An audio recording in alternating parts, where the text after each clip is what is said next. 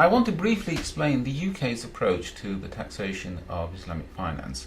Let's start by looking at why there's a problem in the first place. Think of a conventional transaction. You've got a business, it wants to buy a van costing £10,000. It hasn't got the money, so it goes to a conventional bank and takes out a conventional bank loan. And it agrees to pay the bank a total of £12,000 over 3 years as loan repayments for borrowing £10,000 today. And obviously it will have an expense of £2,000 being the interest, which will spread over the 3 years, and it will have a van costing £10,000 on which it claims tax relief in the form of capital allowances spread over quite a long period of time. It takes 8 or 9 years to actually spread most of the cost of the van for tax purposes. So that's the conventional transaction. Now let's look at how that same business might finance the van using an Islamic transaction. It goes to the bank and says, I want that van, it's on the forecourt, price is £10,000, and the Islamic bank says, we will buy that van and we will resell it to you immediately for £12,000 payable in instalments over 3 years. Let's look at that Islamic purchase from a tax perspective.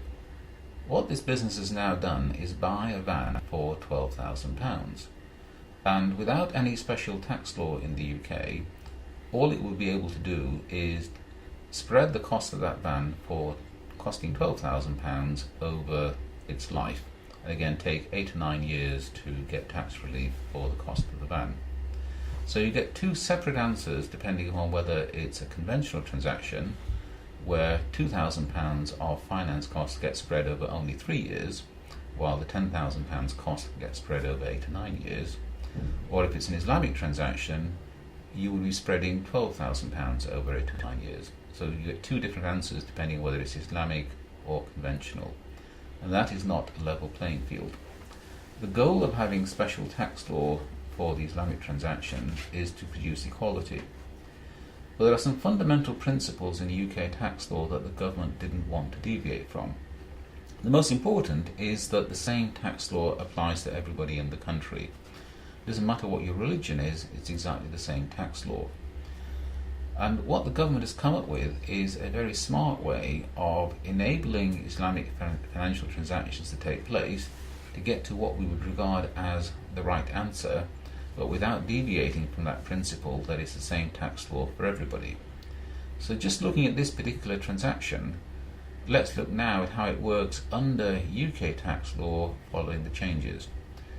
We have some legislation in the 2005 Finance Act, from memory section 47, and that section is titled Purchase and Resale, and it talks about two parties, X and Y, and one of those parties being a financial institution where an asset, and here of course we're talking about the van, is bought by X, in this case for £10,000, resold to Y, the business, for £12,000 in circumstances where the markup is clearly expected to reflect economic finance costs.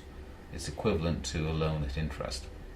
So we're assuming that the £2,000 spread over 3 years is economically about a fair price equivalent to interest.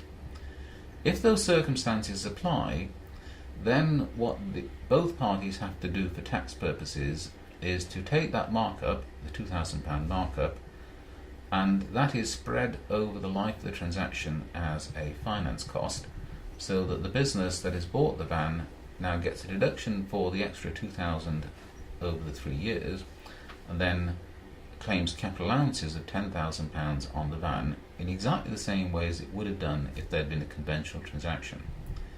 But the UK has been able to get to this answer without saying that this tax law only applies if the transaction is Sharia compliant.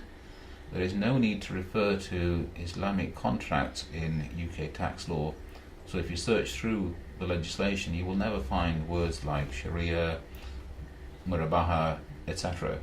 Instead, we have a tax law that applies to everybody, regardless of whether they are Muslims or non-Muslims, in exactly the same way, and where the tax treatment does not depend on whether the transaction is Sharia compliant or not.